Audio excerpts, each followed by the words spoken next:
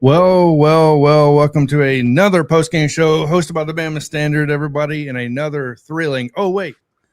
This wasn't a thrilling ending of an Alabama game. I actually was able to relax, take a breath, drink a little bit, and be all good.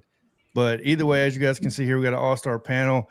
I'll let them introduce themselves real quick before we get into this Alabama beatdown 56-0 against Eastern Illinois. Justin, I'll let you go first. Down to you, Pettey, and Coach Carl. Hey, Justin Rowley from the Bama Standard Network. Hey, you may not find thrills and anxiety-free Saturday. I sure as hell do. It's been a while since we've experienced joyless murder ball. Regardless of the opponent, I'll take it. That's a thrill to me. But no one is more thrilled than Daniel Pettey, I think.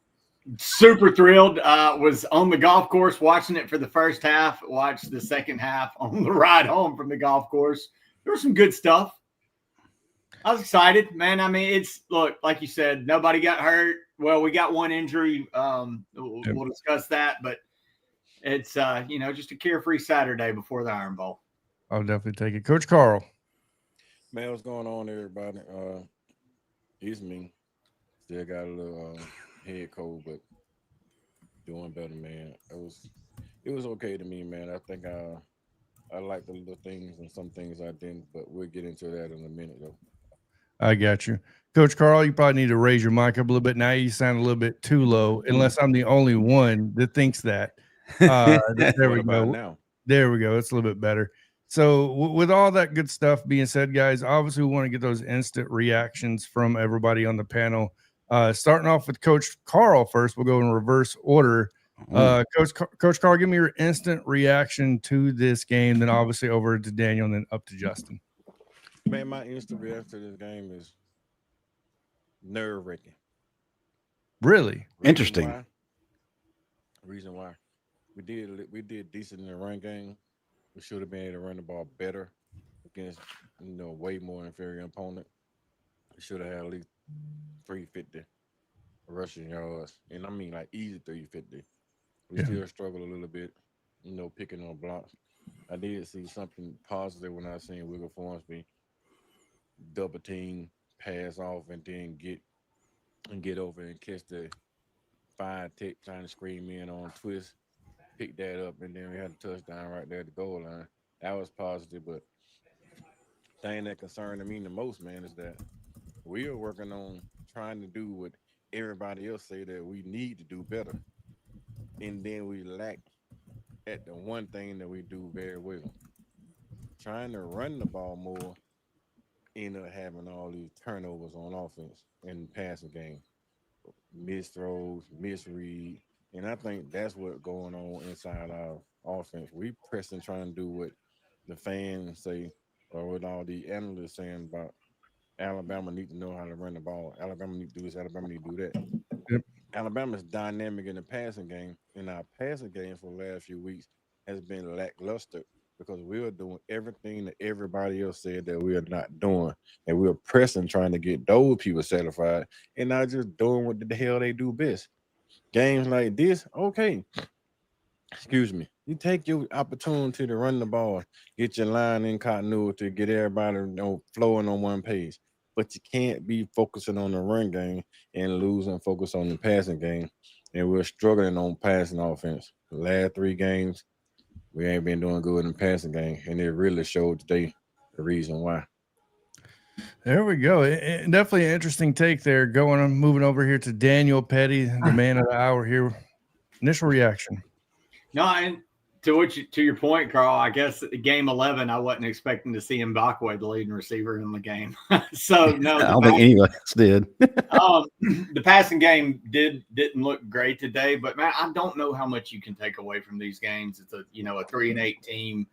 It's always going to look sloppy because they're going to give up big plays and stuff like that. But again, I get what you're saying. At this point, the running game's still not what you would wanted it to look like in against a team like that. But I struggle to take much away from the Eastern Illinois, knowing what we're going to face the defensive line we're going to face next week. Because you've got to have a run, but getting one today and it's still looking a little sloppy at times, it ain't going to do it. I don't know what you can take away from. I know you said, one of the interceptions was a Hail Mary. One of them was forcing one in. I don't know how much you can take away at this tie digressing or a game you're getting him out to get other guys in. But other instant reaction, man, I liked what I saw of the young buck, Russell. The kid's got a little spark about him, man. There's no denying that when he got in. I still think it was, as the season goes on, there should never be a debate about Ty being the right guy. But hey, this kid's had a year now to practice, with the team and the system. When he got in today, I thought he really looked good and smooth. I liked what I saw from the kid. So there's that. And I see people talking about deer. I'd love to see more of AK deer. I'd love to see more. I mean, not just because I'm a Mississippi guy. I appreciate it, Caden. Not just because I'm a Mississippi guy, but yeah, I'd like to see a little more. Sorry, I got food delivered to me. I'm not eating today, so I will pause so y'all won't hear it. I won't do like Stephen Smith used to do on the show and make y'all listen to it. There may be some Chick-fil-A eating in silence, but no, I like what I saw to some of the young bucks. But again, it's against a high school team. There, yeah, no, agreed. Go ahead, Justin. Initial reaction. First of all, Pettey's shirt is fire. We still need to have a sponsorship from that company right there. Chubby's. If you're watching, you're probably not, but chances if you get the replay, definitely talk to us about that sponsorship. For me, again, I'm not going to try to just harp on Ty, but it's hard not to. 7 straight games with a turnover. And I figured going in, he was probably going to struggle a little bit just because Jeremy Bernard's out, Parker Brailsford's out, Josh Cuevas is out. You got his 2 aces who are pass catchers that you take out of the lineup. It's going to make things a little interesting for him. And, of course, having Parker Brailsford, who is arguably the best center in the SEC, one of the best in the country, being out. Then moving over Vandermark, you thought there's probably going to be a little bit of problems in terms of continuity. But Ty just was not able to be Ty today. He was still forcing the ball. He's still in that funk. And the question is, what is it going to take to really get him out of that and get him out of his own way? Really disturbing that we didn't have very many explosive plays today. Not very many explosive plays from the wide receivers either. Ryan Williams was non-existent at all. And the one time we actually saw him, he's doing the usual, and that's dropping a pass. As Pettey said, none of us had Jalen Mbakwe being the leading receiver on our bingo card, but so it was. Very impressed with the way Austin Mack was able to take command of the offense. You make the argument, well, Ty's going to struggle having his top guys out, and Bernard and Cuevas, but Austin Mack was seemingly able to move the offense a lot better with the guys he had out there. It seemed like he's matured a lot, still had a few mistakes, but he's grown, he's learning. And Keelan Russell was equally as impressive as well. Missed some open guys that probably could have taken it pretty far. One for a touchdown, but he'll figure that out. But one thing, don't want to just harp on negatives, positive. Pettey, you already mentioned the young guys got a lot of burn today. We had QB Reese come in the second series of the defense early on. You had Luke Metz in there making a difference. Caden Jones. A lot of young guys got valuable experience today, and that's just huge in terms of depth and building confidence. And as we enter the later part of the season, hopefully going into playoffs, that's going to mean a lot when things really start to get difficult. And, hey, we may have to call on some of these guys in the Iron Bowl and hopefully in the SEC Championship and beyond. But, yeah, Pettey, to your credit, you really can't take a lot against a high school team. You really can't be too down either because, let's face it, do we all get up for the lackluster opponent? I mean, it's the Eastern Illinois Cosmetology College and Automotive Design Institute. First 50 people to Bryant-Denny today got their hair cut and a tune-up. Well, an instant reaction, which Justin just took a 10-minute instant reaction and turned it into that. But anyways, let me give you my instant reaction. Justin, if we're going to sit there and criticize Alabama for not showing up against an inferior Florida State opponent, why are we not going to give them credit for showing up and beating an Eastern Illinois opponent the way they should be? That's my question. Right? Because if they don't show up, they lose. just like against Florida State. Look, if they just lost to NC State last night. So to be fair on both sides, guys, Alabama went in. They did everything they were supposed to do except cover the spread, which is why I never, by the way, bet on Alabama games. I think they missed about 1.5. I think it was 57.5. But outside the gambling, I will say this. I don't know how much you can take away from this game, how much Ryan Grubb is going to leave on the field because you're preparing ultimately, let's get it real, for an upcoming Auburn opponent that has a great defense, a great slanting defensive line.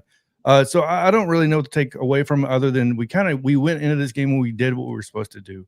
There's going to be some things pointed out. I know people are going to hammer Connor Talty on the missed 28 field goal. The kicking woes definitely continue to happen for him and the special teams, as a whole at this point. I will say this. I don't know how to feel because I don't like the fact that our fans are booing a player coming on the field. The reason why I say this is because number one, I was never a player, so I don't know how it feels. But if I'm a parent in that stadium, you know what I mean? How big they must feel when your kid is being booed while they're on the field. So I'll be honest with you, I'm not a fan of that. I don't care how bad they're doing. I don't agree with booing unless they're doing something shady, right? Unless, spitting on somebody, trying to fight. Oh, yeah, it's different. Totally. He's just going out there and just, missing a kick. But no, I didn't know if you were going to say something, Pettey. But yeah, no, that's my instant reaction from the whole thing is I know people are going to want to talk about the missed field goal and the Connor Talty thing. And really, it's hard to take away from almost anything from this game other than we went out there and did what I thought we were supposed to do. So, but moving on here to the next thing, which is, what is it, Justin? Positives and negatives. There we go. So since you gave your positives and negatives, I'll go ahead and let you start off and finish off the positives and negatives of this. I love being the host and throwing it at Justin. This is kind of fun. But Justin, I'll let you start off this one, man. Well, the negatives is Ty Simpson's continue to be in a funk. We need to figure out a way to help him get out of that and get back to being that player that allowed us to win 8 games straight. It doesn't get any bigger than the Iron Bowl next week on the Indian Burial Ground where things get crazy. Positives have to go with the fact that we've played a lot of young guys. That was absolutely huge. Love what we saw from the freshmen. I love the fact that we had 8 rushing touchdowns today, albeit against an opponent that really wasn't worth that's weight in gold. It's still a positive. It gets confidence there that we can do something like that. I love what we saw from the young tight ends. Brody Dalton is an absolute beast. He caught a ball and just drove the defender past the first down marker and kept the chains going. I also love what I saw from Marshall Pritchett as well. I think this kid is going to be an absolute stud once it's all said and done. But another negative, like I said, I was really concerned that we didn't get a whole lot of explosive plays today. But then again, I don't think that they were really going to press for that. The biggest thing was having an emphasis on the run game and improving there so we become a more rounded offense going into the Iron Bowl. Before we move on to you, Pettey, I want to go ahead and give a shout out. Cody Stevens with the $5 super chat. Appreciated. Obviously, ties, turnovers increasing and pass TDs decreasing, and we do not have enough explosive play elements at all. We'll get to that question as soon as everybody gives their takes on the positives and negatives and readdress it. Go ahead, Pettey. One of the positives I do want to talk about is a shutout. I always want to see shutouts in games like this. I don't like lazy touchdowns against crappy offenses. So again, the defense showed up and took care of business on a day where it's real easy to lull yourself to sleep when you're up 35-0, 28-0 at half, real easy. But no, I think the defense, stayed in the intensity of that. I do appreciate the fact that it was a shutout. So that was a positive. And echoing Justin, and again, in a day like today, you want to see young guys play. That's the only thing you can take away from a game like that. It's the only thing. And we got to see it. So we got to see a glimpse of some youth.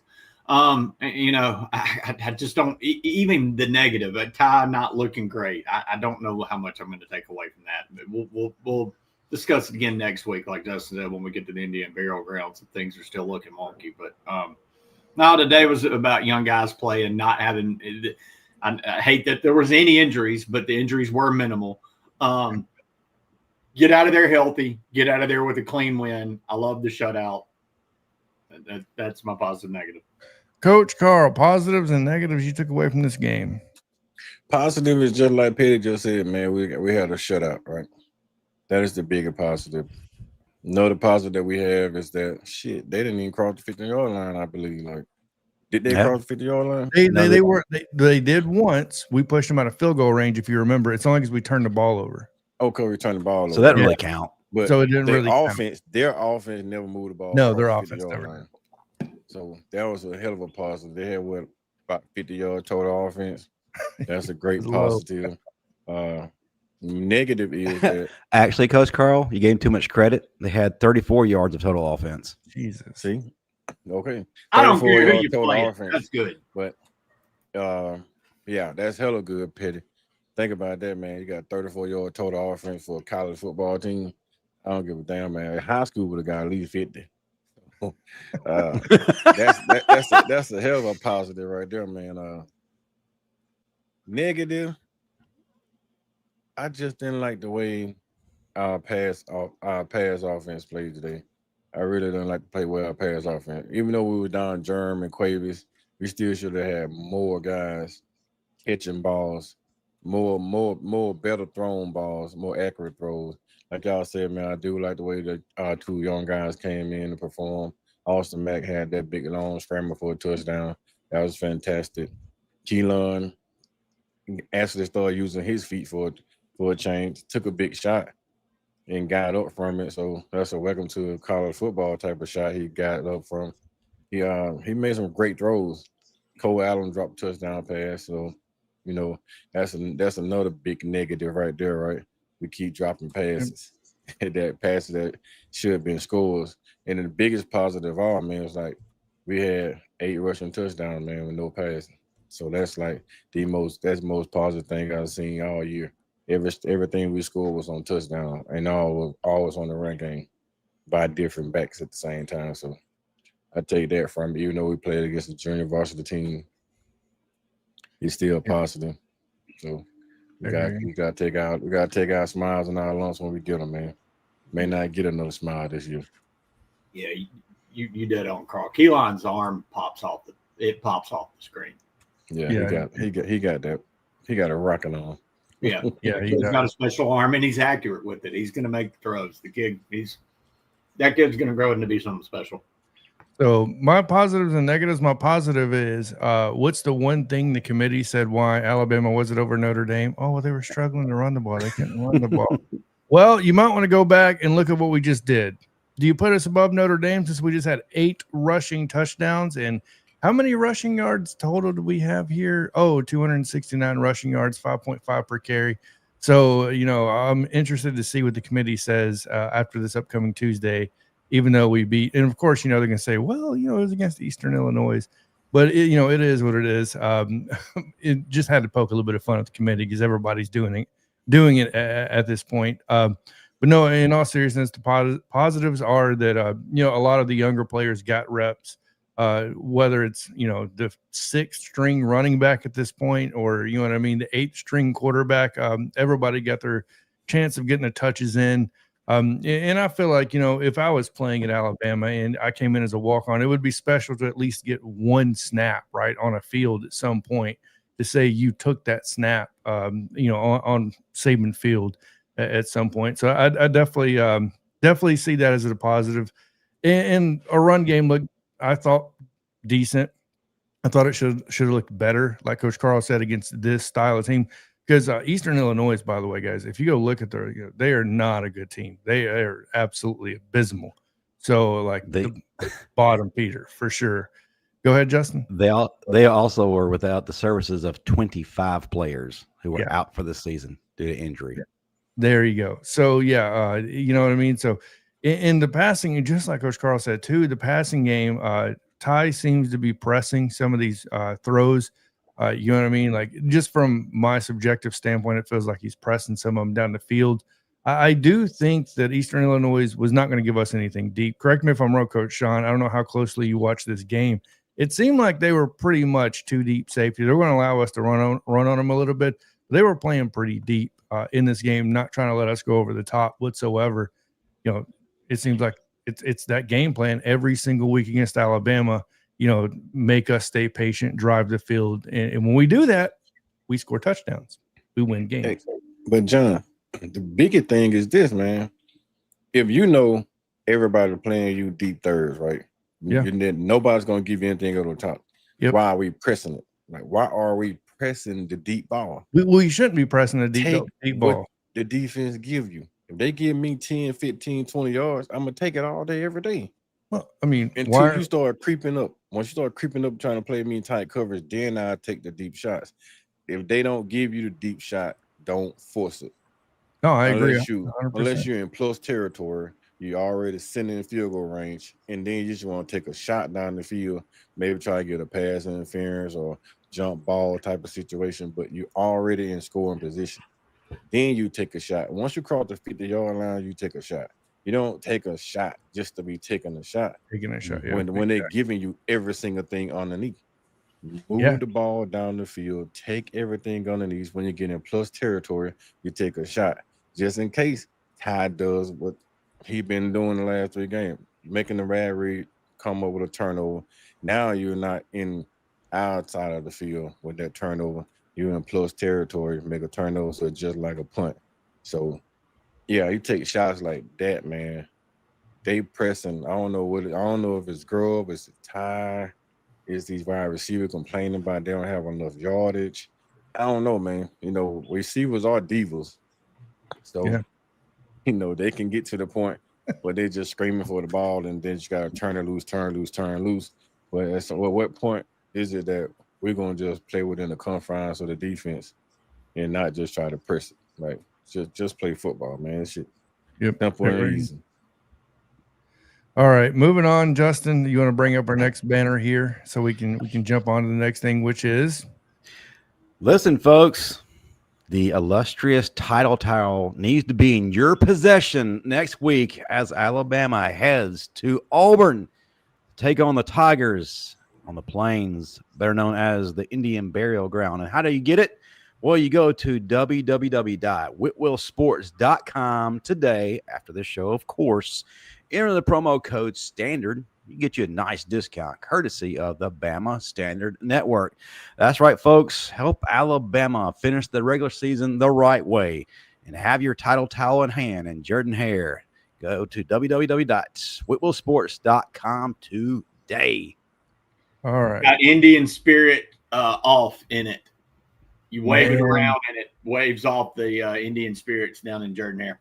So if I was going to some, I guess like Bath and Body Works, I don't know, I would buy some incense to remove the demons of the Indian burial ground and everything else.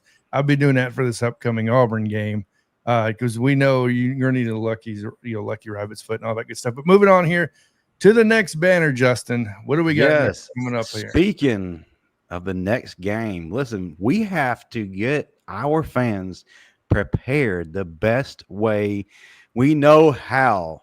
Folks, you know the Bama Standard on Tuesday nights at 6 p.m. Central is always bringing the heat in terms of guests. And we have a legend. Matter of fact, he is in the College Football Hall of Fame. Next week, Antonio Langham will be on the Bama Standard, getting everyone ready for the Iron Bowl. Folks, 6 p.m. Central, 7 p.m. Eastern. Tune in for Antonio Langham. And, of course, he's going to be picking at Marvin, and Marvin's going to be picking at him, and Pettey's going to be jumping in somewhere in the middle. Either way, it's going to be must-see TV. Rumor has it the reason he actually got that interception in the 92 title game was because he was trying to end it quickly so he could get to the TLC concert. So, yeah, we're going to get on him about that. There actually is truth to that. He don't want no scrubs, huh? Yeah, no scrubs. Not that left eye. I'll remind everyone who is watching us on X, going over to the Bama Standard Network YouTube channel. Subscribe today and hit the like button right now. But, yeah, we need more folks over there on our channel. All right, moving on. What we got? What we got? Moving. Yeah, players of the game. So I guess we'll go in reverse order this time. Coach Carl, give me one offensive, one defensive, and one special. Just kidding. One offensive and one defensive player of the game. Offensive player game, probably. Let's see. Kevin Riley. He started the game out with a bang. Ran hard. So I give it to Kevin Riley. Defensive player of the game, I just give it to the whole defense, unless I single out Tim Keenan with those 2 former recovers in the first half. So, man, I mean, you can give it to him, but I'll just give it to the whole defense, man. All the kids played well. They didn't give up anything, like literally anything. So, that's just a whole defense collective, man. Tim Keenan probably was the stud, but there's a whole collective on defense. Can't take anything for anybody. Even Kane Womack was excited on the sideline. So, matter of fact, defenses go to Kane Womack for finally showing some damn enthusiasm on the sideline. Pettey, how you gonna follow that up?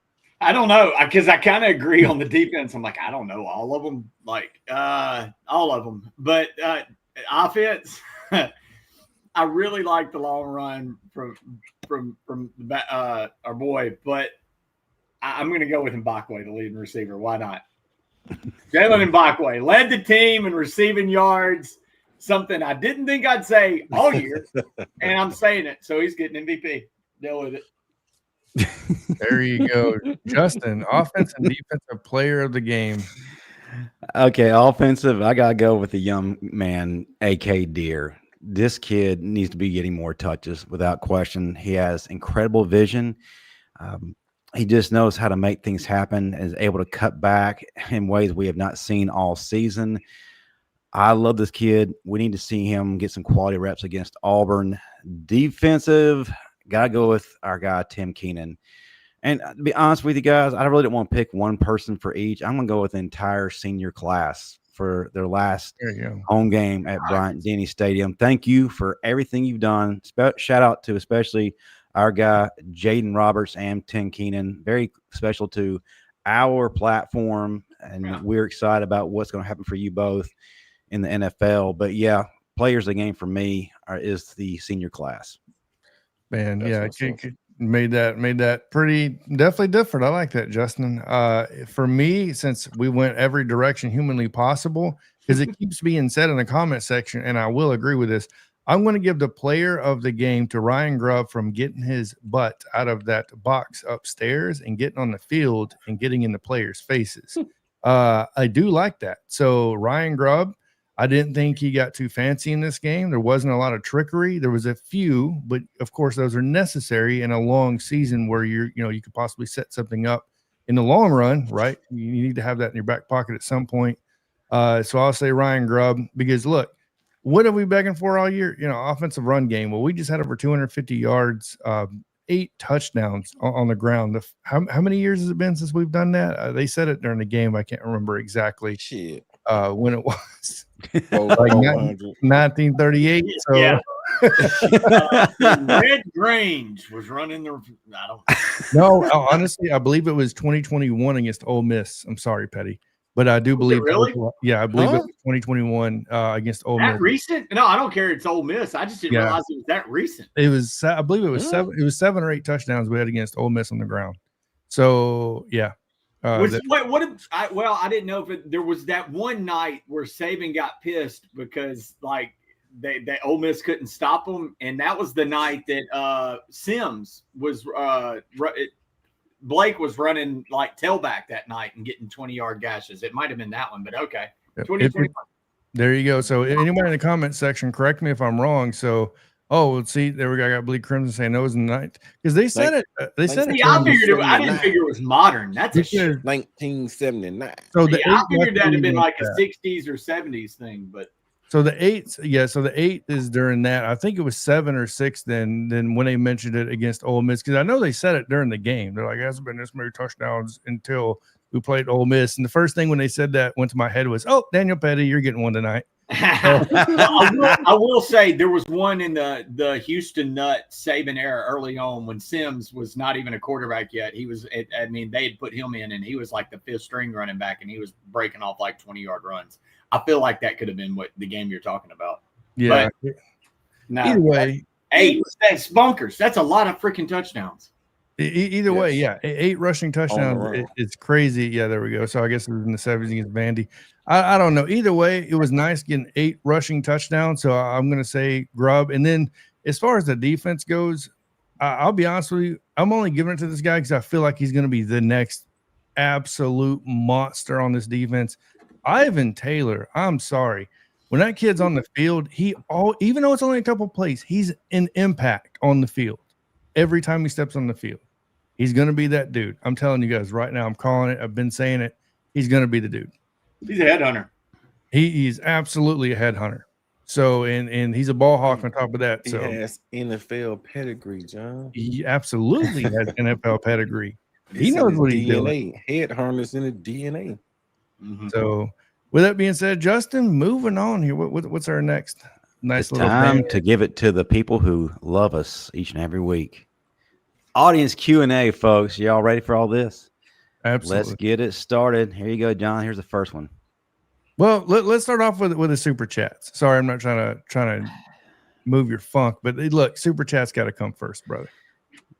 So right. There we go. Like a plan. Don Parker, $5 super chat. Appreciate it. Still, of course, it wouldn't be one. Don Parker still think today should have been homecoming and senior day. Man, I couldn't agree with you more. Yes. Thank you for just pointing that out there. I agree. Anybody disagree with that? No, don't even, Pettey. Don't. I'm one of these weird people that don't. I think homecoming isn't what we used to think of it. It's not that we need to play Arkansas State and beat them by 40. I think they want to get people in the stands. I get it. I'm weird on that. But look, I don't mind it being a big game. Drinking the night before. It's supposed to be a fun time. I get it. Bonfire, all that good stuff. Yeah, exactly. And then you go out there and play. You get drunk. The kids get drunk. They party all night. Well, let me ask this: was the stadium full today? Then they gotta go play Oklahoma. No. Was the stadium full today? No, absolutely. That's why you didn't. Was it full? It probably would have been full for homecoming, though. You never know. Yeah, and I do believe it would have been full for homecoming because you know why? Homecoming is alumnus night. It does. So you know what I mean? All that adds up, and it puts people in the stands. So I get it. I see both sides. I can see both ways of it. And I mean, at least damn gave homecoming to Vandy.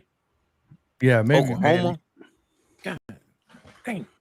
But it would have been sweet though to win as a homecoming. So I do understand that point as well, Pettey. So moving on to the next one, Justin. All right, the original first question. My bad. I know I mixed things up. Look, this is what happens when you put me as a host. I mix things up a little bit, guys. What happened to Hill and why is tied to Gressing? I don't think anything happened to Hill, to be honest with you. I think they're trying to keep some of these guys healthy, to be honest with you. Because that Auburn game is about to be a slug fest in the trenches. Yeah. We're going to need Hill during that game. So, and as far as Ty digressing, I think Ty's just kind of forcing the ball a little bit. I don't think he's necessarily digressing. I think it's just a matter of limited game plan versus an Eastern Illinois team before we play Auburn and forcing the ball, when he's forcing it. So any takes on that, guys? Well, you also have to take into account that for the majority of the season until today, we've been a one-dimensional offense. And it's not too hard to scheme against that if you're a defensive coordinator, especially one like we played this previous week. That's going to make things very difficult. And when you're carrying the weight of your offense, your entire self, it gets difficult when things are not going your way, and then protection starts to break down. And Ty is a competitor, and I think he has in his head that he's got to save the day every play, every day, and it's causing him to make some bad decisions. He's starting to see ghosts out there. It's just not been a good recipe for success. If we become more two-dimensional, I mean, just a little bit, take some pressure off of him, I think you're going to see a different Ty. I think it's good thing. You would think, Justin. He says, that's what he's trying to get at. Please explain. I'm just saying. I'm just asking Justin honestly. Do you really think we're going to see a different version of Ty? Because with the season going, the last 3 or 4 games, He has been going backwards. So you got Auburn coming, man. Like, well, again, I that attribute to the defensive fact front that is we don't coming. have a balanced offense, and we've had zero run game. And if you're asking the question, you think he's going to change if we don't start moving the ball on the ground? Then no, it's not going to change. Now, Yeah. if it could get weird. Look, not just the weird because it's Indian Burial Ground, but the longer a game goes and you don't have a run game and they're keeping it close and they start to believe at home, the weirder it gets because the pressure starts to get on you. Because that, like Justin said, I don't know, man. That's the big question. If you get one dimensional down at Auburn, what's it look like? And also, And if that you, crowd, man, like the field is so small. The Yes. crowd is right on top of you. It's like they're Oh, standing my on the field beside you, just screaming at you. Just, I mean, so routed, man. But I think the great equalizer in this though is Auburn's is Bama's defense is gotten so much better throughout the season, and Auburn's offense is a liability. I don't care that they blew up in the second half against Mercer today, but I think that's where Bama the pendulum swings way in Bama's favor. Oh, so you watched the Mercer game? I watched the scoring of it. It was 14-14 at half. Auburn was tied with Mercer. Mercer was 9-1 though. To be fair, right? Yeah, they were. But I mean, and then I think Auburn blew it open in the third quarter or whatever. But I didn't even watch not one snap of that game. I just watched the score go across. I didn't watch a snap of it either. I didn't even care about the score. I don't like Auburn just that much. I only want to see the score. That me with LSU. I don't even care what LSU. I don't care who they're playing. Man, I don't even mention LSU to me until I'm ready to talk about it behind a camera. But either way, moving on to the next question, Justin. We got more coming on. Right there. LSU's head coach about to coach in the Egg Bowl. It's gonna be real. I believe Crimson Bro. That could have been Ty's last game in Bryant-Denny Stadium. We can go ahead and talk about it, folks. Do you honestly see him leaving, going to the NFL, or do you feel like he should come back? Some analysts are saying that he needs one more year to really get polished, but right now he is being marked as probably the first quarterback taken. Go. If you're the first taken, they're going to end up taking you in the first round. You go. If you're a first rounder, you go. I'm John. I'm the one to believe like this. If you're a first or a second rounder as a quarterback, you get out of them. Yep. Because at some point you're probably going to end up starting, and then you don't want to come back your red shirt senior year and have to battle with Keelan Russell again. You may not win that battle. So, I'm not going to argue that. I'm not going to. So my take on this is very simple. You go. You're like you said, first or second round pick. I think you do leave. I think Keelan Russell was already nipping at your heels through camp, and it was already being a talking point. So I really like Ty. I love his loyalty to the team. He stuck around when he didn't have to start this year. Duke could have easily went in the transfer portal with everybody else. So definitely get that. But at the end of the day, the best players are supposed to start. And if that is Keelan Russell, not him, you know what I mean? And God help Ty if that happened, if he came back to Alabama. I would feel bad for him, but the best players are supposed to play. So, but yeah, I think he'll definitely move on this year. I don't think he'll be back. I do think it was the last. And I don't think it could have possibly been his last in Bryant-Denny Stadium, because if we get a home game, I guess, in the playoffs, I don't know how that works. I'm not that in tune with where the rankings are at. So as far as how it's got to work out for that to happen, as far as that goes. So who knows? It could have been, though. We better get a home game, man, because I want my ticket. You see, and the thing is, I don't really want the first round bye if we're able to make it. I want to get that fifth seed so we can get that DEI team. I mean, the group of 5 winner, and then go to the second round. And if you look at last year, none of the teams who had byes got past their round. But yes, I said DEI team because that's what they are. Go to Atlanta and win. So beat Auburn, win in Atlanta. You get the field seed. You get the DEI higher. But the problem is with that. You get the DEI, you bump into the Ohio State the next week. Yeah, you do. You really want that one, or you really want to get at the bottom bracket where you get the Oregon or somebody like that the next week, and then Georgia the week after. Like you don't want to be bumping around in that fight with Ohio State this very next week. I want I Ohio rather State. I rather play Ohio State in the championship because that'll be all eyes on TV. I want to thump all. I'm in the mindset when I get in the playoffs, I don't care who it is. You should win. But I'll be honest. I know people didn't like that Notre Dame jumped or whatever, but looking at the bracket, I was looking last week. I'm like, as Bama fan, sign me up. You Oregon and Indiana number 2. Okay, let's go. Please Oregon, give us Let's do this. Oregon, Indiana, and then the national championship game, and you can beat all 3 of those teams easily. But we got to beat Auburn. That's all it comes down to. All right, next person. Tough as nails. Grub on the sideline. Do you think that continues? No. He was down on the sidelines for one reason. Say it, Coach Carg's already know you're going to say it. Offensive line. And make sure the offensive line know their damn keys, and when they miss their keys, he want to get in their ass. That's the only reason he was down though. There you go. Okay. Because of the rotation, there was a lot of new guys on that offensive line that rotated in. He needed to be down there. So the next person, but they played very well while he was down there. They did. At YTCRCSN, that's a lot of letters. We had 2 runs of 20 yards, 24 being the longest today. Should we be more concerned that we couldn't find a more explosive run play? Coach Carl. No, I'm gonna tell you like this here. No, because at the same time, man, those are paid college players on the other side of that football field too. And those kids has pride. Those kids on the other side of that football field are playing for their pride. They're playing for their shot. Some of those kids were trying to jump in the train for a Porter. Mm-hmm. They want to have good film. So no, 24-yard rush is a good day. I mean, shit, them guys on the other side of the field pretty fast though. Can't lie. Look, this ain't Derrick Henry 2015. This is not who we are. That's all I'm gonna say.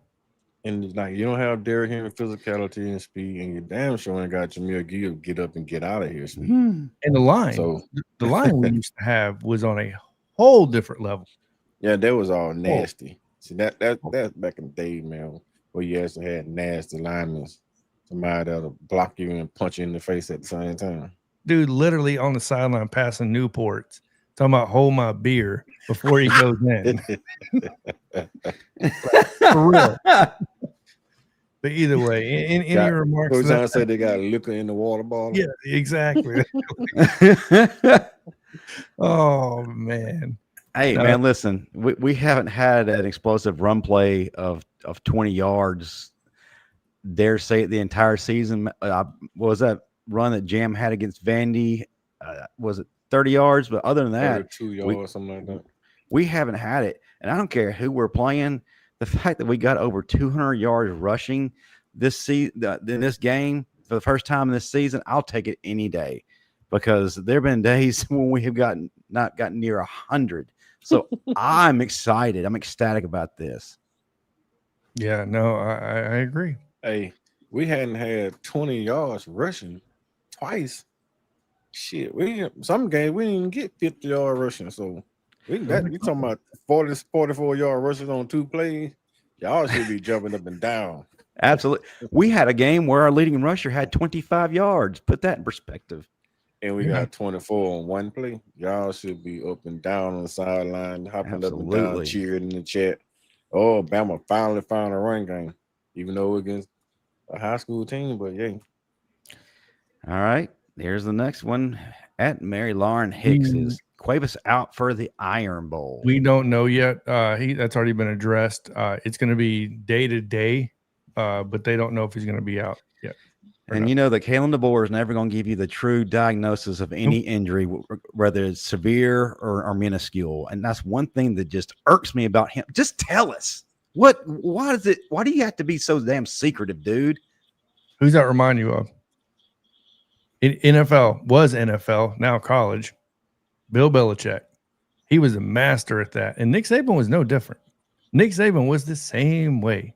They're all alike in that manner. They do not like giving out that information.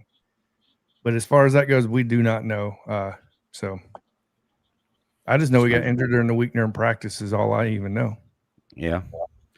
All right, let's go to the next one at I Bleed Crimson, bro. Can we talk about how annoying the broadcasters were? They were insufferable. Well, I Bleed Crimson, bro, there's a reason why they were calling a game on SEC Network Plus, which is just above the Ocho. Yeah, I mean, there's the Ocho, and then they put it on this shit. Like, I would have preferred the Ocho. I mean, you had to have wires on the top of your roof aiming in the right direction to get this game. They weren't giving this to, the amazing Greg McElroy and his robotic self. Oh my! Don't even get me started. The non-biased, non-biased, Greg. Let's force ourselves to be non-biased. Yeah, no, I got you. I won't get into that too much. Moving Honestly, I would have preferred to be on the Ocho. I think the passion of the Spanish announcers would have made this just pure gold today. Oh yeah, gold. Every time we score a touchdown. Man. They said that there was Notre Dame alongs too. All right. Oh, that made it even better. Luke Metz is young. We got experienced linebackers that you're not going to see Luke Metz this season outside of the games like this. And I like Luke Metz. I think I watched him a lot in high school. As you guys know, I'm big on recruiting. Luke Metz is going to be. I think he's going to be one of those dudes if he steps up. He's got to gain a little bit of size to him for sure, in my opinion, for where he wants to play, which is in that middle. But if not, he's going to swing to Bandit or whatever. I don't know. He's got a lot of talent. He's just got to find a place in that defense if he doesn't gain weight. Mean John, I really don't care about his size. If he'll thump, he'll thump. It's all that matters at linebacker, whether you're a thumper or not. And Luke Metz is a thumper. He's a thumper. So, I mean, look at Lawson. He ain't smaller than Lawson. Oh, absolutely, Cody. I agree with that. So, I mean, if Lawson can start 2.5 years, why can't Luke Metz? But let's address the elephant in the room. How big of a fan of Deontay Lawson's are you? And I'm being honest, I don't know. How big of a fan are you of Deontay? Exactly. Look away. Exactly. So we're not better. We're not going to address that. Nah, listen, he's back. He's back to his mind is right again. He's back. He's back to the Deontay Lawson that we all grow to love. I just think once he had that surgery, he lost too much weight. He dropped like 15 pounds. I agree. Got skinny, and then he started worrying about the impact of him losing that weight. Instead of getting the weight room and just get stronger, get more beefed up. I think he get confidence coming back later on in the season, so he's playing better. If he playing like that at that weight, I think Luke Metz could start next year and be a monster. Yeah, he's gonna be damn good. All right, moving on up. Guys, are you tired of these talking about Krispy Kreme package? Obviously, Justin, go ahead. I want to say maybe he means the little cutesy plays, Caden Proctor. Todd Caden Proctor plays, yeah. Yes, honestly, stop it. It's a waste of a down. Enough's enough. It was all funny and cute in the beginning of the season, but stop it. And never, ever do it in a game like this for the love of all that is holy. Yeah, a game like this is what I was like, oh, hell no, don't do it. One little bad touch. And he's gone for the season, and now we got another true freshman on the other side over there playing blind side tackle. Jackson Lloyd would have probably been that dude. So blind side tackle with no experience. No experience against Keldra Falk. Yeah, that dude's gonna be what, top 15, top 10 pick in the draft this year. It reeks of Hugh Freeze, and I hate it. That's why I hate it so bad. And if Justin's good with it at the very end of this, we will address something you guys have been talking about in the comment section, which is obviously Ole Miss, Lane Kiffin, and that stuff. We will. That's fine. I'll address it. With it. Well, I want to dig into it. Let's create some time, so let's move on to our next person. Why would you address something that already been unaddressed? Like LSU got people. It brings ratings, sir. It's already naked out there. Oh, they already making everything. We got some things to talk about. Beans, sir. Let's go. I can break it down for the folks. I hadn't seen Pettey have a good rant in a long time. Yeah, because Hugh exactly. Freeze got fired. So Pettey hadn't had a good rant in a minute. All There right. you go, Pettey. Super chat. Appreciate it. $1.99. About time that OC on the sidelines. Don't get used to it. The OC probably gonna be right back up in that box next week. Yeah. Okay. And the reason why, man, because I was offensive coordinator last year, reason why you better suited in the box is because you can see every single lineup on the defense. You can see where the guys is in the 3s, 1s, 5s, 9s, 30 sets, 10 set, 20 sets. You know, everything. You can see every single motion, every single lineup on defense from the sky. You can't do it from the ground. You have to rely on other guys to tell you what they see here, what they see there, and then you try to put it all together to make a play call. So it's easier when you're in the box. But you should have an OC and an OC on the ground. Like Nick Saban had an OC in the booth and an analyst on the ground that was calling the plays. Yep. So y'all, oh no, I see this. No, I see this. Then they'll chain plays in the booth like Kiffin was on the ground, but Kiffin had an assistant in the sky. Like that, man. So it's a lot goes on with that football, man. So you need eyes in the sky and eyes on the ground. I'm glad it's got clarified because I knew it was brought up during this game. So there were 7 rushing touchdowns against Ole Miss in 2021. So you had it. You were right. That was the get your popcorn ready game. Yeah, that was There were 7 rushing touchdowns that day. from Alabama. God, I don't remember Yeah, that. Brian Robinson I had sure 4 remember that day. Holy crap, man! I do not remember how that played out. I guess. Huh. Well, I mean, wish Ole that- Miss has a track record We of not beat, having great we beat Kiffin that bad? Yes, 48 to something. Yeah. Oh yeah, that's the game. Kiffin kept going for it on 4th down. Yes. Yeah. Inside his Known own territory. And and on turf. Yeah. Why did I think that game was closer? I don't remember. Round. All right, next person. We've got to address the elephant in the room. This Bama offense with Ty playing C-level offensive football will not win us the championship. Ooh. Absolutely. I'm just going to address something real quick. Without a running game, what do you expect? You expect them to be perfect? I'm gonna turn the camera off on that. Turn the lights off on that. I'm just being for real. If you have no running game to help you, how effective are you going to be? Just going to throw it out there. When every single throw is on you, if you make any mistake, you lose the game, like Oklahoma, how effective are you going to be? Just going to throw that out there real quick. God. That is a statement. God. Say it all you Listen, want. man. I'm gonna take up for Ty Simpson right here, right? The kid has to do every single thing for this offense Exactly. on his own. He making all the check calls at line of scrimmage. He get into some of the sets late because he recognized the defense changing at the last minute, and then he changing the offense. That's why I get a lot of timeouts, early timeouts, because by the time he recognized what defense is doing, it's like under 5 seconds and trying to make a change. It kills your drive. You don't want to lose them 5 yards, so they catch another timeouts.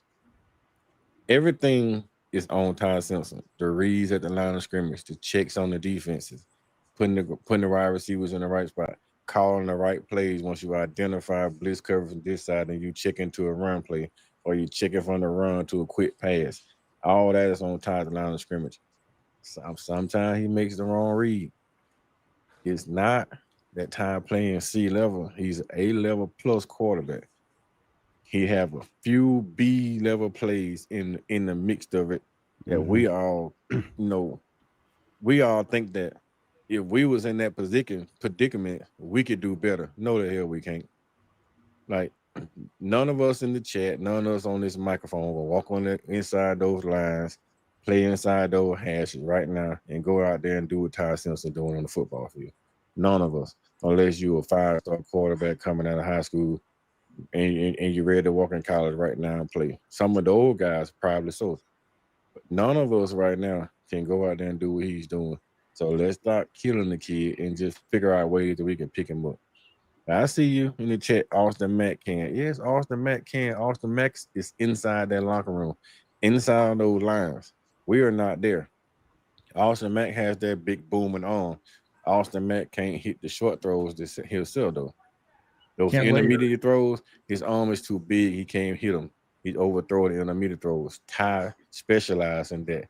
He has his weaknesses is getting the ball 50 yards down the field. That's why the offense is not explosive anymore because his arm is not that big. But other than that, man, the kid playing phenomenal. They start killing them, man. Really, they start killing them. All right. Got a super chat. Cody Stevens, 9784, $5. Thank you, brother. I feel like I enjoy watching the second half more than the first today. Well, yeah, because, I mean, the first half was a team you've seen play all year against better opponents, and you already knew what you had. The second half, you at least got to see a glimpse of the future. And let's okay, Coach Carl, you've coached enough games. I've now been to enough games just this year in high school to know one thing. When a team is defeated, is that team defeated playing at the same energy and the same level in the second half? Absolutely not. So let's stop pretending that these second stringers are better than the first stringers. Can we please stop doing that? No, once you get down 20-some points in the first half, at that point, those guys are only just working. They were saving themselves, trying to make a splash on the last game of their season. They're not going out there trying to get hurt against Bama. They're going to leave it all on the field against their next opponent in a game that they should be able to compete to win the game. Nah, they was in relaxed mode. They was in Cadillac mode, just cruising down the street, playing loud music, chilling. Cruising down the street in my 6'4". Oh, you did not do that. Oh, man. You finish that statement, sir. But sorry, man. I was watching Straight Outta Compton the other day. That's funny. And to be fair, you know, this is a nice thing to do to be able to sit back and talk about Alabama football this way. And these are all just subjective opinions when it comes down to it. But to know that we did come in and we won big, and we're not sitting here having to worry about, talking about a loss. Right. So that's also nice. But yeah, go ahead. All right, let's get to the next one. We only got a few comments left, and then we'll get to give our final thoughts. And here we go. At RotoMan 2271, Ty Simpson's 2 picks against this high school football team. Why not address his terrible play, you homers? Well, I keep saying, gosh, if you calling me a homer, I don't know what to tell you, because I have torn this team apart. We all have the entire year. Yeah, I don't know why you think that. I guess you like missed this. everything I say like said. this, Roto man. If you think we homers, and your ass ain't never been to one of our live streams. Yeah, exactly. Not one. I didn't know we were stumping Ty for Heisman on this show. I'm telling you, like you never been over here. You ain't never seen me on it, because I would kill. Excuse my French. I would unalive Bama playing. If you play terrible, I will unalive your playing. I will unalive your coaching, but I won't say it personally. I won't say it on camera. But I won't call no names. But I would tell you that you underachieve. Nah.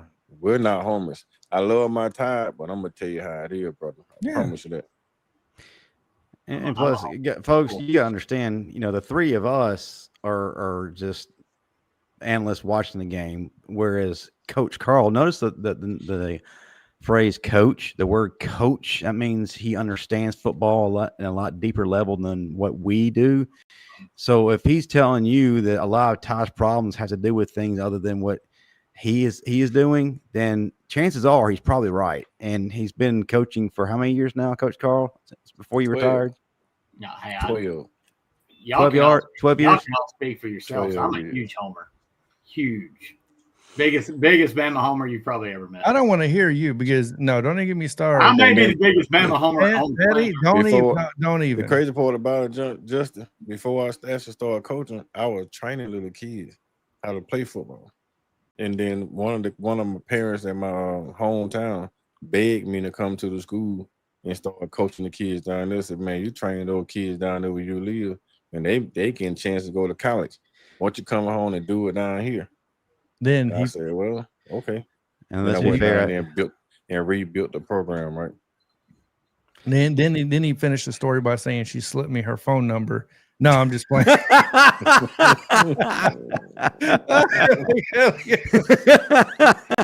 No, I'm just messing around. No, she got me pregnant. Moving to the next person, we got GWB_29. Not my opinion, but a thought. Do you think Grubb has been holding some more plays back? I think a lot of your trickery plays, a lot of deceptive plays are for later on because, these, once again, coach.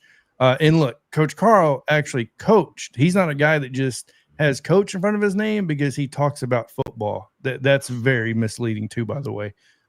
Just throwing that out there. Anyways, sorry, I had to address it.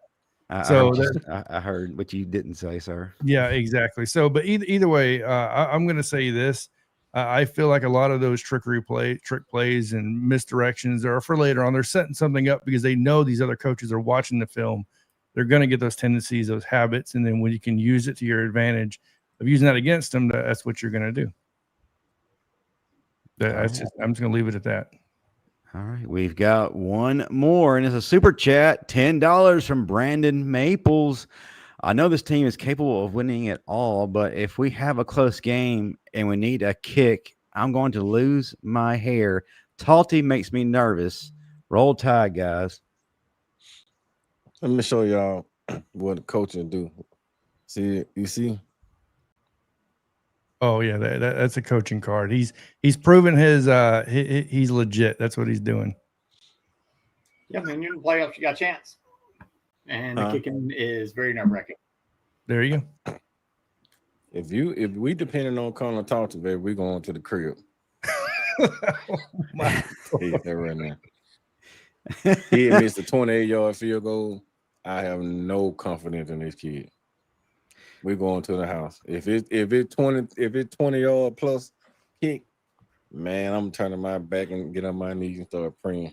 Because now we're going. If it, I hope it's dead in the center of the field. If it's dead center, I got confidence he'll make it. But for any one of those hash marks, we done. We toast. I can't even. I can't disagree. I mean, as much as I want to try to see both sides of it to play the unbiased side or the non-homer, whatever you want to call it, I can't disagree with that, man. The facts. I'm a stat guy, and the stats say that I can't trust him kicking the ball. For whatever reason, he went from being a really solid kicker, highly recruited out of high school, to forgetting how to football when it came to college. It is not translated over to the college game for whatever reason, and it just does not work. He's been excellent on kickoffs, there's no question, but he can't put through the uprights at the most needed times. Can I ask a question, everybody? You got to think about this, Pettey, right? We only had Will Riker. Will Riker first got there, he was missing kicks. It's something about Bama, man, and kickers. We get that. We had the best kicker coming out of high school. Kid transferred out of Ohio, best kicker, and he get to Alabama, started missing kicks. It's something about us, man, with kickers. I don't know, man. Maybe we just got a dang curse on us for kickers because we don't have some talented kickers, man. You can watch them in damn practice when they warming up in the stands. They be booming 50+ yards. Get in there as soon as that ball snap. Pressure on, shank it. And they still shanking it. Lee Tiffany was a shanker until he figured out. Will Riker missed a few kicks until he figured it out. I mean, we had 3 good years of Will Riker, man. So, I mean, oh my God. Ooh, Nicholson, best kicker in the league, beat out Will Riker, playing the Bama missed kicks. I mean, it's a Bama thing, I think, man. I hate to say it, but I think it's a Bama thing. Very well said. And Roto Man is still thinking we're homers. I love that. That is awesome. I'm not gonna. Yeah, it's I like trolling Roto Man. at that point. Thank you, Roto Man. Continue to troll. I love you, son. Yeah, and see, the thing is here in the podcasting game, the biggest thing to us is not that you don't watch, but that you do watch and you do comment, because there's this word that helps us out. It's called engagement, and you're providing it. So thank you. Thank you, There you go. That's why I said I love you, son. All right. The final topic at hand, guys. Oh no, it's not the final topic. We got one more topic after. Okay. Well, final thoughts regarding want Pettey Alabama and going forward, and then we're going to get the ultimate topic. But go ahead, Jonathan. Take over. Sorry. All right. So no, well, I'll go last once again. Coach Carl, final thoughts. Moving on from this game. I'll tell you like this, man. We had a good showing today with all our young guys, which was positive. Love to see the young offensive linemen get aggressive. I enjoyed seeing Ryan Groves on the sideline teaching during the game. Kay Womack is all excited, fantastic on the sideline, enjoying the kids' success. But my final thought is, man, I hope we take this energy that we found today, this momentum that we found today, this drive that we had with Daniel Hill having that success in the three quarters, and then Kevin Riley coming in and turning his little body into a bruiser. I think that we should be hopefully geared up to go into Swampville down there at the small stinking stadium in that little ragged town, and come in what it is, Jordan Bear. I ain't gonna say Jordan Hare because the hair is like a rabbit, and they're not that good. So Jordan Stare, the War Buzzard Town, and I hope we go into War Buzzard Town, man, and just cut off something. Get rid of one of those mascots because they can't make up their damn mind. So we don't know if they're a buzzard or Bayou Tiger. So let's just go in there and boot their ass and help them figure out what they are. And then I guess there'll be some swamp buzzard tomorrow. Well, next Saturday we'll just go in there and turn them to some swamp buzzard. That's my final thought. I don't like Auburn. It's Auburn hate week. You damn swamp buzzards. Get ready, because the Tide gonna come in there and kick some ass, and I hope we win. All right, Pettey, final thought. Man, I'm so distracted by the idiocracy going on in the chat that I'm so amused. Final thoughts: defense played great, got a shutout. You move on. You can't take anything. People don't want us to take away stuff from this game. There's nothing to take away from this damn game. Young guys got to play, stayed healthy. We'll find out next week when we go to the IGB with Auburn and take care of business. So that's what it's about. This game was, I hate these damn games, to be honest. But defense played lights out. Young guys looked well. Apparently, we're not hard enough on Ty Simpson because we were hard on Milrow or something. That's comically dumb. But you be you guys. Y'all always rock. No, man, I'm just ready for next week. Ready for the Iron Bowl. There we go. Justin Riley, final thought. Under 10 minutes. Yeah, well, yes, because they all want to hear what you have to say. I'm not saying my No, I'm not going to make it long, not because I'm being pressured to not do so, but the reality is we got what we need to out of this game. A lot of young guys played, and they played well.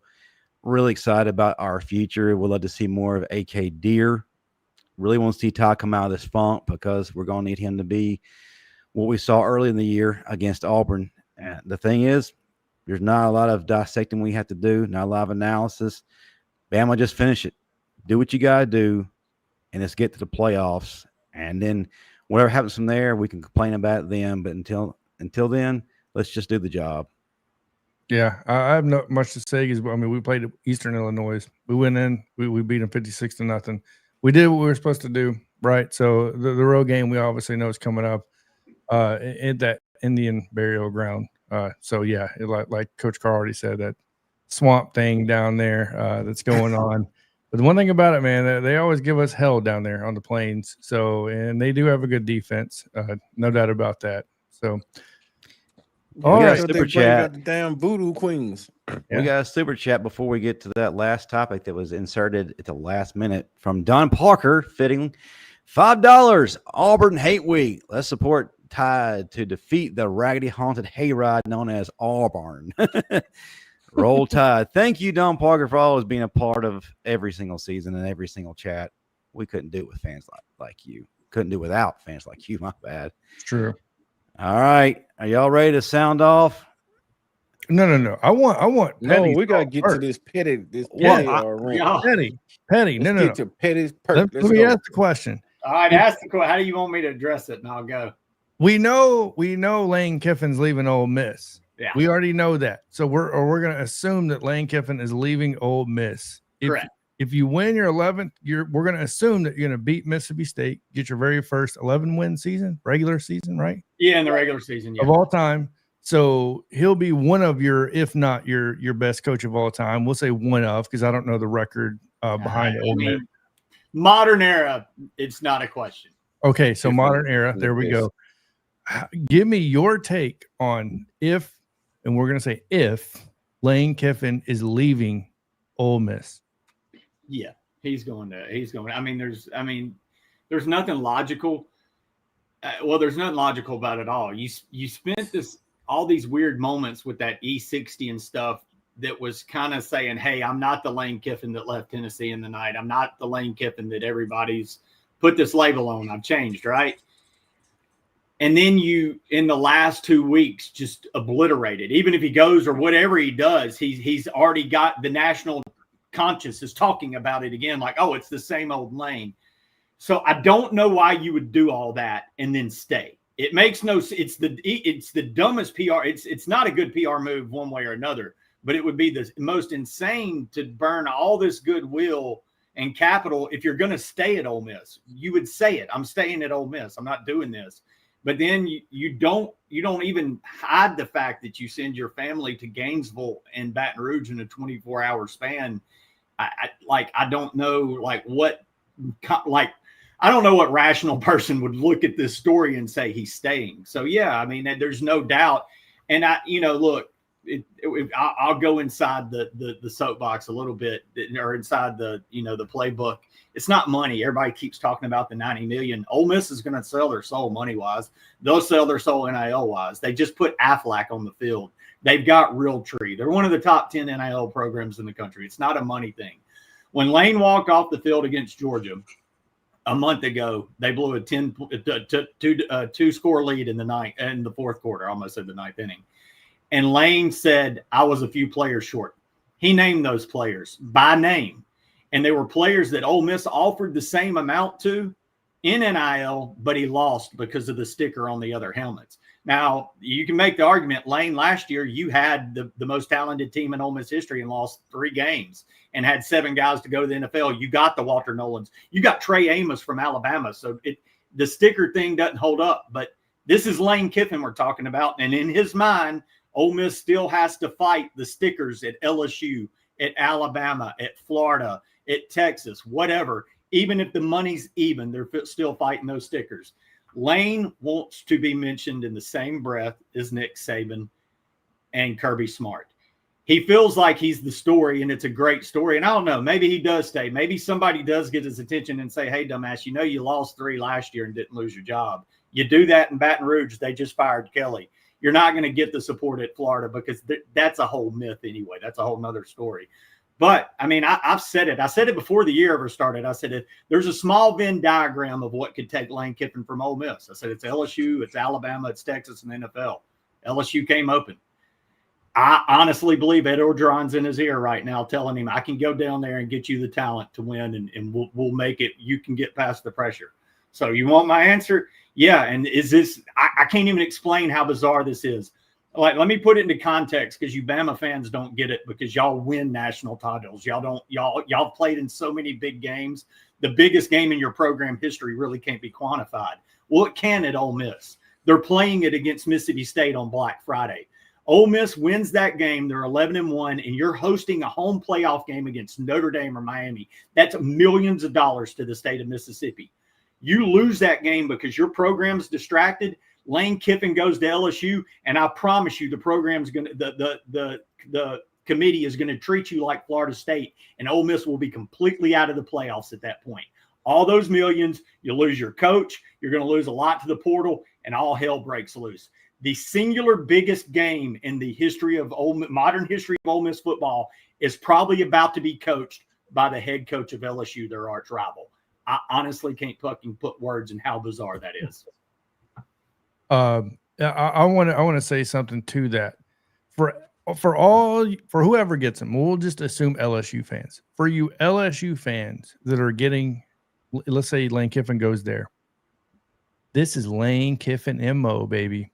If you think Lane Kiffin's going to LSU and staying, you might want to look at his track record. You think that dude is nothing but an ex-girlfriend looking for the next best thing.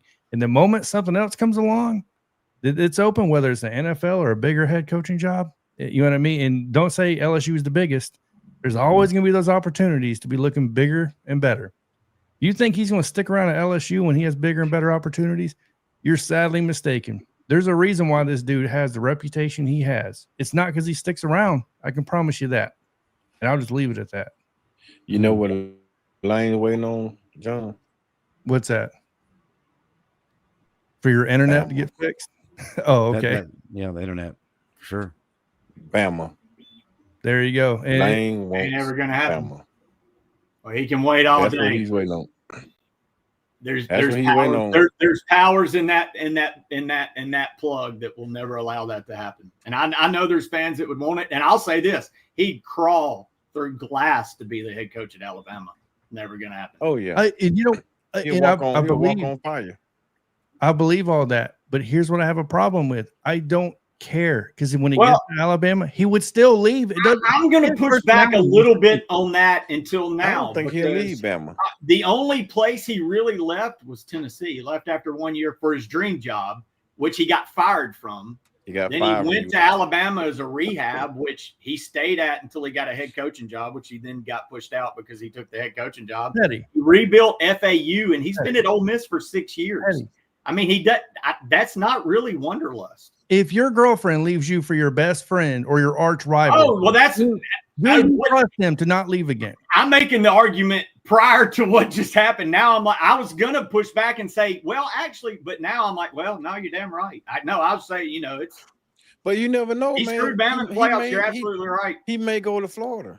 He may not go to the. He's not going to Florida. Well, okay, well, even if he goes to Florida, it doesn't matter because he's still in the SEC, knowing damn well who do you have a better chance to win with right now? Now, I have two sides of this argument. I've already made it the other night when I said I would rather win a championship in the NBA with the Lakers than I will with the Hawks. That's what I equate that to. No offense, Pettey, in the Ole Miss program.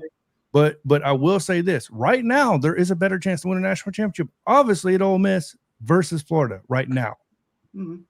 But LSU, man, LSU is different, bro. Like it is. He gonna walk into Baton Rouge and get his pick of the litter. They're gonna be flipping.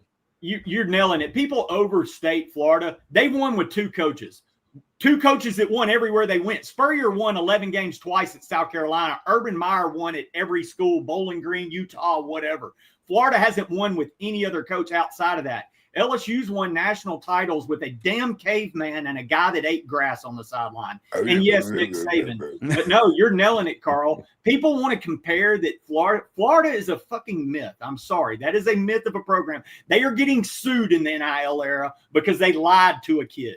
They have never been – they are a 15-year program. You take out 1992 to 2008, and it's freaking Mississippi State. Hoorah. That is what their trophy case is outside of 15 freaking years. I'm so sick of the Florida myth because Spurrier was great and so was Urban. So what? They haven't been shit in 15 years. LSU now, that's where I falls. And I'm like, okay, well, no, that is a different deal. All you people that think Florida are good live in a gosh damn time machine. Get out of it. Since COVID, there's Georgia, Alabama, and Ole Miss. And that's because of Kiffin, and LSU's about to take him because of it. And it's not Florida. You know who's been better than Florida the last 15 years? Kentucky and Arkansas. So let's deal with it. Florida's a myth. God almighty. And now Vandy. And now Vandy's taking your cookies. Yeah. Well, there's another side to it, and Nick Saban addressed it today. Damn troll, man. This from Oklahoma. Why is an Oklahoma guy in our chat? Anyway, I'm just putting the truth about Florida. I've heard so much about Florida the last few weeks. Go ahead.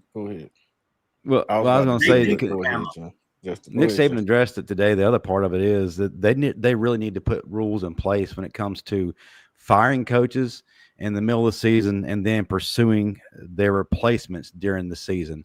honestly, all that stuff needs to be done when the season is completely over. That includes postseason, that includes national championship, and then you're arguing about national sign day and transfer portal. Okay, change all that to where it all is. You change the schedule, because right now you are destroying teams. Like Pettey said, right now, Ole Miss's season is on the line because of this damn stuff. It's crazy. So there's got to be some. That's the problem right now. There are no rules. It's the wild, wild west when it comes to money, the free agency of NIL, transfer portal, hiring and firing coaches. This stuff doesn't happen in the NFL, but yet for some reason we can't put the same rules in place in college football. How does that make sense? Collective bargaining agreement. CBA, players are involved. If your players aren't involved, you're going to continue this trend. And it's not a simple fix. It's just one you have to swallow to understand what's got to happen for this to get fixed. Get rid of the NCAA. Get a CBA. A lot of this goes away, guys. Agreed. Yeah, but so you get a CBA, that's only for players. The coaches don't abide by the CBAs. No, I understand that, but the coaches already they already don't abide by anything. So if they're going to just be doing their own thing anyway, who's following any rules, dude? What are the rules? Because they change according to your situations. There are no rules.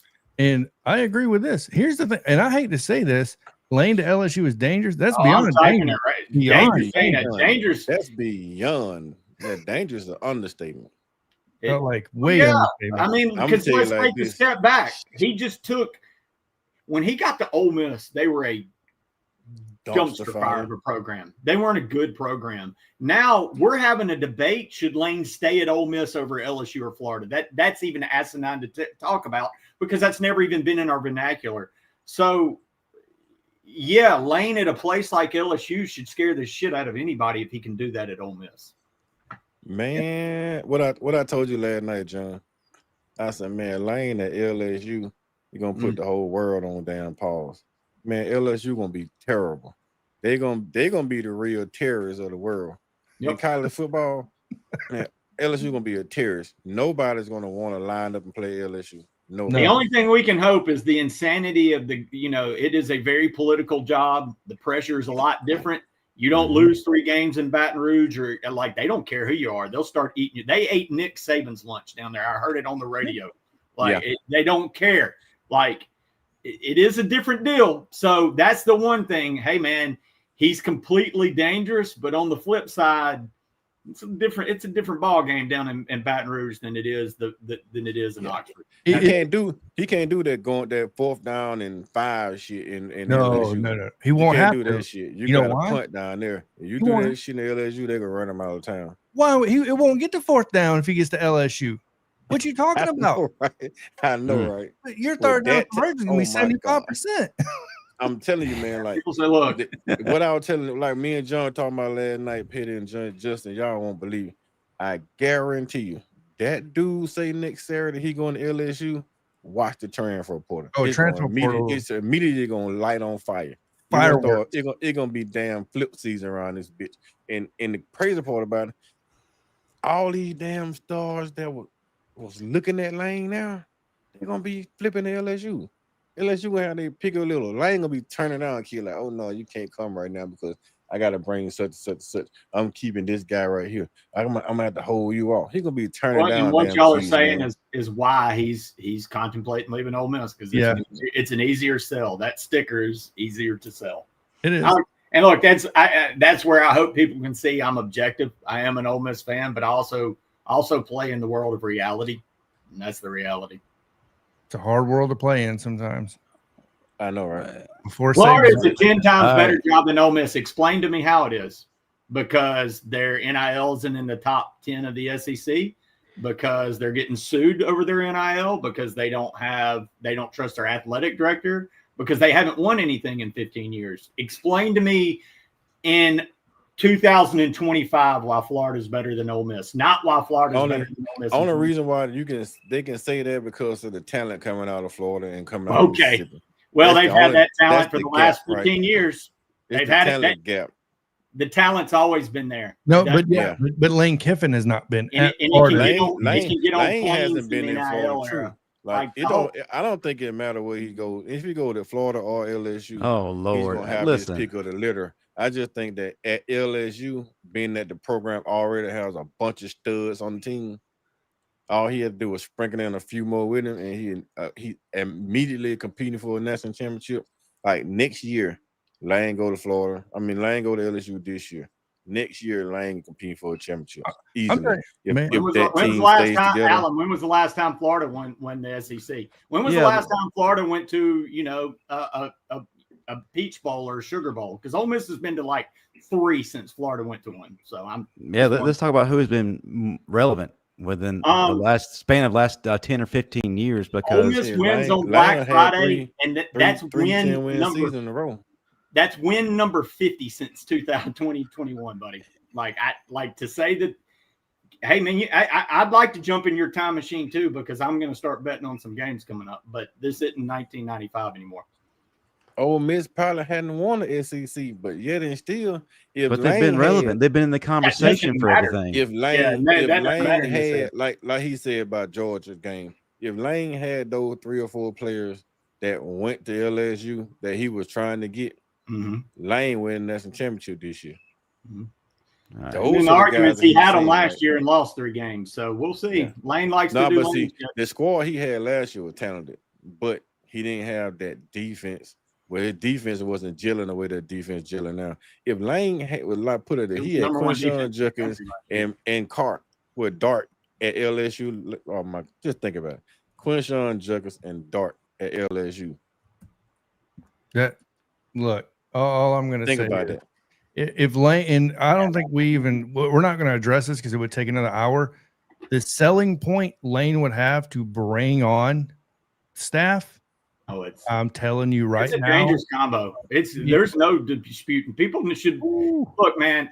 Alabama, I think there's no disputing. Alabama is the pinnacle brand, the New York Yankees of college football. But when you're discussing the top 3 or 4 brands, when LSU's hot and not on crazy pills, it's one of the top 3 brands in college football. It's the top 3 brand. Yeah. Absolutely. And the crazy part about it, Lane identified Quinshawn Judkins. Nick Saban didn't identify that kid. Yep. Lane identified so many kids from this state here that no other college. Bama didn't look at it. Troy didn't look at it. Auburn didn't look at it. North Alabama didn't look at them. Lane came. Lane saw him. Lane identified. That argument Lane is so insane. That he developed them and look and just look, man. He got kids on his staff, on his roster, man. That's no stars. No stars. Alan doesn't realize that we're in an NIL world where people hop on planes to play at real football programs. They've had those 10 5-stars for the last 15 years. And prior to 1994, they had all those 5-stars. So explain to me, out of a 15-year period in the history of college football, why Florida hasn't won with all those 5-stars that are in their backyard. Come on, man. Your argument is a straw man argument.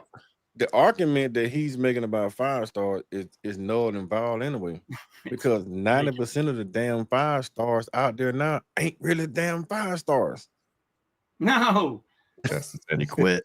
It's just a straw man argument that I feel like I'm arguing with someone from like a time machine. Yeah, 5-star. Most of the 5-star now, man, are evaluated through their camps and through 7-on-7s. Like they're not evaluating these kids actual game footage. They're not going on the sideline and watching these game kids play. You know who else has those access to those 5-stars? Miami, Florida State. What have they done last decade? But all these Florida schools with all this talent in their backyard, why aren't they winning titles every year? I can tell you where the best Florida defenders they're not developing those 5-stars. Most of those 5-stars still have to be developed. Some of those guys like Caleb Downs are true 5-stars. Just walk out of the high school, get on the field, and produce. Starters. Those are true 5-star. Like Keelan Russell, that's a true 5-star. You can see that. Harold Perkins, he was a true 5-stars. Dylan Stewart, those guys walks on the field and produce immediately. Those are the true 5-stars. Most of the 5-stars are just 3 stars in a 5-star frame. Yep. Some of them 2 stars in the 5-star frame. Some of them 1 stars are playing at a 5-star school that produces these top talent. The guys that you build your program on are the guys that don't nobody want, because those are the guys that are going to give you every single thing in them. Cam Scalaboo, nobody wanted that kid. Give you everything. Diego Pavier, nobody wanted that kid. Killing the Vandy. You want the kids that don't nobody want. Those are the kids that are going to give you every ounce of them. So everybody talk about the 5 stars. 5-star this, 5-star that. Give me a team full of 3 stars that want to go out there and bust a 5-star in the mouth. I guarantee you, I can find you 6 3-stars right now walking down the street in my neighborhood, and then put them on the field right now. They'll crack anybody's face mask on your team and walk on the sideline and be smiling. Well, I ain't gonna be out I'll be out the first half in this game, and I'll do it again. Derek Sproles Jr., man, he's a no-star, and he's doing that. No-star, and he'll tear your face mask off. And I mean, like, literally, those are the kids you want, honestly, because you can say, man, we need a big play on defense. This kid can go out there and knock out. It can Marvin Harris, like what the boy did from Georgia, knock out Marvin Harris Jr., and then Georgia win the national championship. You need them type of kids. Take that hit, boom, knock him out of the game. You win the national championship. He wasn't doing the dirty. It wasn't a dirty hit. It was just a kid that don't care about a flag. I'm going to hit you like I was trained to hit you. I'm not going to pull up and wrestle you, lay you down on the ground, ask if you okay. Oh, did you stumble your toe, sir? I'm sorry. Did I hurt your neck? No, well, I mean, come on, bro. That's the new school football. I like the old school kids, the guys that need football, not the guys that play football because they want the fame. I like the kid that need football to get mama out of the gutter. Yep. So with all that being said, guys, we are done with today's show. Obviously, make sure to like, share, and subscribe. But first, we're going to go around and do a follow the cast thing. And I guess I'll go first. So Justin, I'm going to put you up here since you are technically the host of the normal Bama Standard on Tuesday night. So you can follow me at T-Town Media. Obviously, I'm on the Bama Standard as well, usually for post-game shows, and we'll be doing videos about Alabama football and all that good stuff. But T-Town Media for Alabama recruiting in general as well. So make sure to check us out over there at T-Town Media 25 on X. And I guess, Daniel, you want to go next? I'm Daniel, Pettey _Daniel. You can find me on the Bama Standard Tuesday nights, 6 Central, 7 Eastern, and on the post games. Talking it up, making all these people happy. Talking about East Kentucky or Illinois or Carolina or whoever the hell we played today. Coach Carl.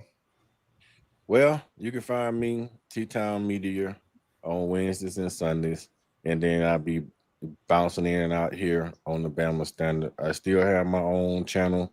I probably drop a few. I mean, a couple of shorts, man. I'm not gonna do a whole lot of stuff over there. Just drop a few videos and shorts, because this is home here in T-Town Media, man. So this is where you'll see me at mostly.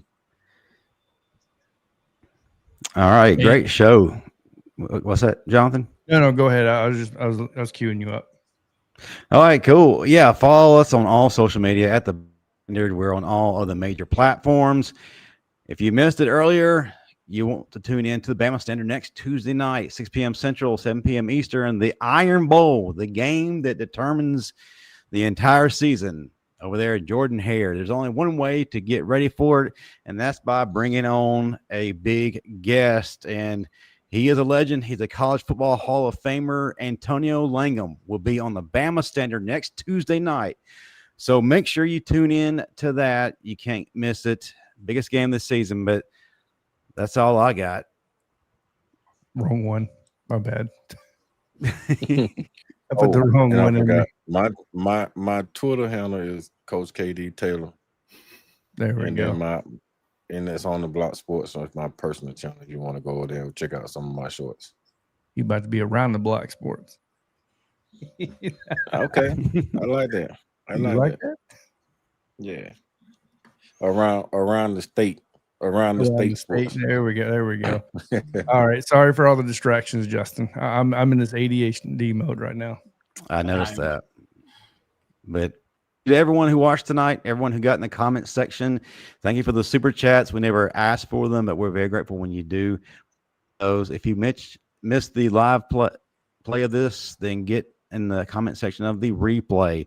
Let us know what you think. Let us know what you disagree on. There was a lot of that tonight.